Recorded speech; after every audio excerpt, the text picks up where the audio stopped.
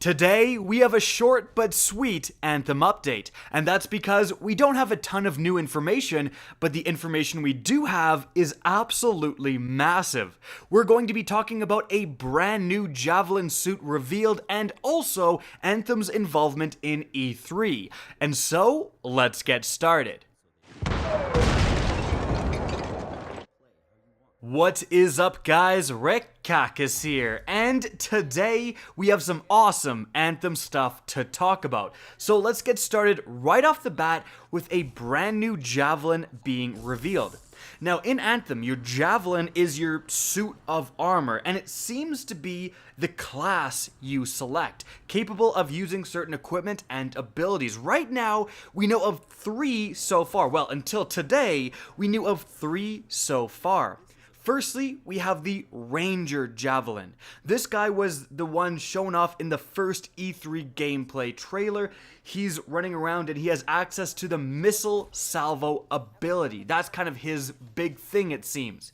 Now, also in this same gameplay trailer, we didn't see any first person, I should say, third person perspective from this guy, but there was another Javelin involved. It was this big bulky one, a thick boy if you will, and he had access to firstly a ground and pound slam attack. We saw him use that, and we didn't see the Ranger use it, so that might not just be a universal melee, it might be just for this big boy. And he also has access to the mortar attack that we did see him use as well. Now, this is known as the Colossus Javelin. So those are the 2 we have names for, the Ranger and the Colossus.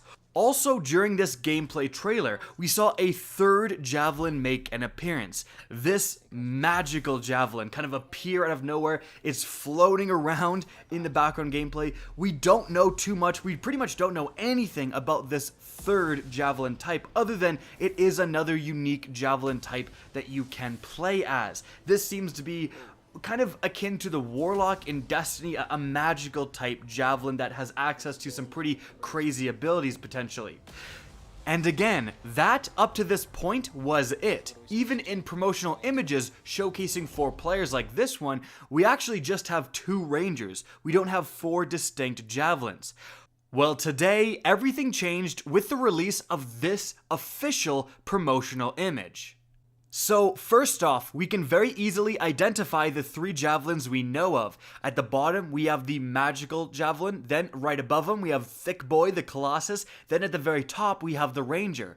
It's the 4th one, the green one in the very middle that has never been seen before, and it's very distinct. Like, this isn't just a Ranger with some sort of camo or some sort of customization feature. Like, it's pretty clearly its own unique Javelin. What the heck is this guy? We have absolutely no idea. It could have access to different magical powers or elements when compared to the other kind of magical Javelin. Perhaps this one has access to fire elements and can light people on fire, everything like that. This is pure speculation. You know, judging from how it looks, it does seem to be a smaller, less bulky Javelin. Seems to be a little bit more aerodynamic, so potentially it's one focused on speed maybe, and that could translate even, of course, into the flight mechanics. Perhaps this one flies faster than the other one. Certainly, you would assume that the Colossus, the big boy, flies the slowest. And the magical one, like, who knows? Maybe he just teleports, doesn't even have to fly around like the rest of us chumps. Like, I don't really know. None of us know, but that is definitely exciting that we have a 4th Javelin confirmed right here as something that we can play in Anthem. And with E3 right around the corner, perhaps all this speculation will come to an end. I mean, we're going to maybe even get to see a first-person perspective of this brand new 4th class. That is super exciting.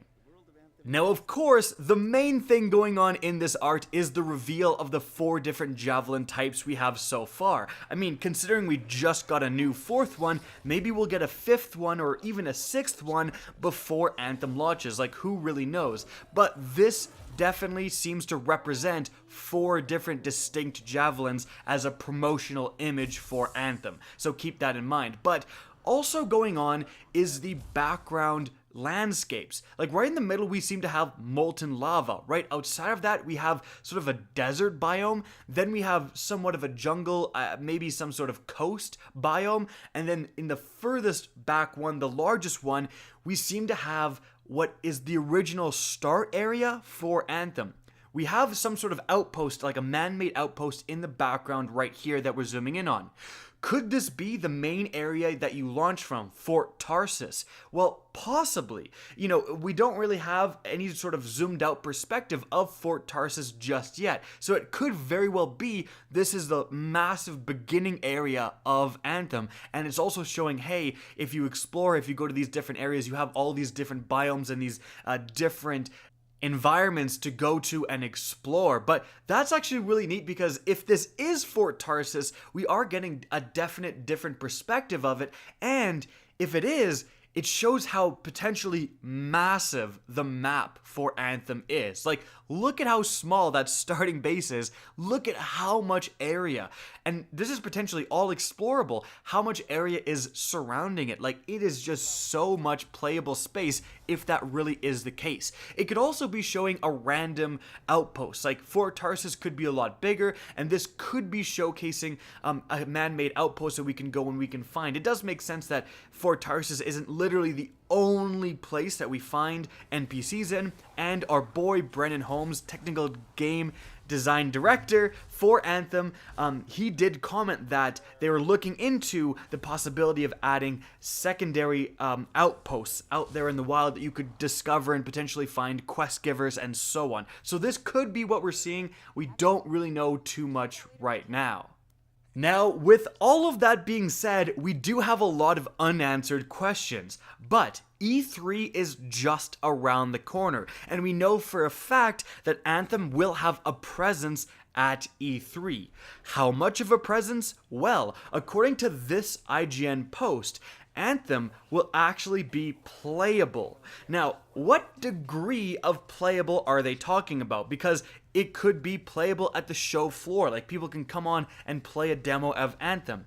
It could just be playable for press, or it could be like a capture session for content creators. There's several different degrees of playable, and although I wanted to mention this because I'm sure it's going to be going around and people are going to see this and say, oh my gosh, it's playable, right below there, Black Ops 4 is apparently not playable at E3, even though it was literally playable at its premiere. Like, that was the whole point of it, was that content creators went there and could play it. So that's very alarming to me, and so I'm not 100% sure this information is accurate, right? Like, Black Ops 4 not being playable really caught me off guard. So again, take this with a grain of salt. We don't exactly know, but certainly this is a good sign.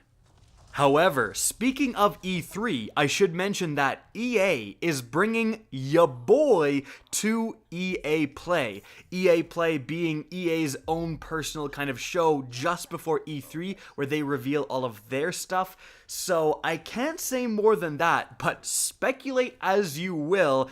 Definitely keep an eye on the channel if you know what I'm saying. Guys, that is it for all of the Anthem information revealed today. Certainly some very cool stuff, and you know, E3 is going to be the time where we don't have to see, probably we don't have to see this gameplay in the background. We can have something new potentially, and we're just going to get flooded with a ton of brand new information. As someone who's looking forward to Anthem, I cannot wait. Guys, I hope you enjoyed the video and found it informative. If you do, please remember to help me out by simply rating and especially sharing this video. If you guys want to see more Anthem content in the future, be sure to slap that subscribe button. And if you guys want to get in touch with me and keep up to date with the latest channel activity, the best way is to follow me on Twitter at RickCacus. That's linked in the description down below, as is my Twitch channel, which you can also follow. Again, I hope you enjoyed the video, and as always, have a good day.